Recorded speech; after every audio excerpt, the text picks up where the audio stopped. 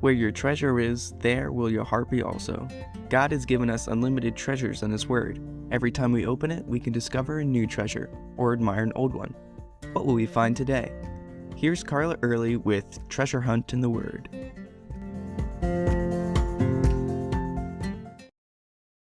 Discouragement hits all of us at some time or other. Maybe you feel discouraged right now. Maybe you've had a major disappointment or someone has hurt you. Maybe you don't see the purpose of something difficult you're going through or the purpose of your life in general. Maybe you've made mistakes and don't know how you're going to get out of the mess you've made. Maybe it's not something you've done wrong, but people's response to what you've done right that's discouraging you. Or maybe you're just tired, overwhelmed, or fearful, and that's causing discouragement in your life. The Apostle Paul understood how you feel. In 2 Corinthians, Paul shared a time when he felt discouraged. I know we think of Paul as the fearless missionary, boldly sharing the gospel, starting churches, and rejoicing in trials and persecution he faced. Every missionary can tell you there are moments of boldness, leaps of faith, victory, and rejoicing. But there's also experiences of fear, conflict, doubt, and discouragement. Paul had these too. He told the Corinthians, "When we arrived in Macedonia, there was no rest for us. We faced conflict from every direction, with battles on the outside and fear on the inside." Yes, Paul was afraid, but he was never one to dwell on the difficulties and discouragement. This brief verse shows such a rare glimpse into the very human heart of Paul. So what did he do when he felt discouraged? He went on working, facing the fear and conflict, inside and out. He continued, though I'm sure his heart cried out to the Lord. That's where we find our "but God" today. The very next verse says, "But God, who encourages those who are discouraged, encouraged us by the arrival of Titus.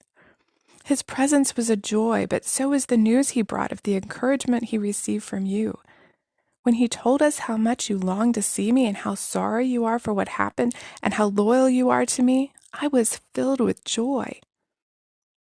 First, God sent Titus to them.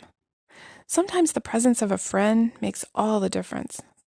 Many times when I've been discouraged, God has sent a friend with some very specific words of encouragement that I needed to hear. They may or may not even realize that I was discouraged, but God knew and used them to encourage me in the work that He wanted me to do. Are you an encourager whose very presence gives joy to your friends? Titus also came with a message from the Corinthians. Paul had written them a pretty tough love letter.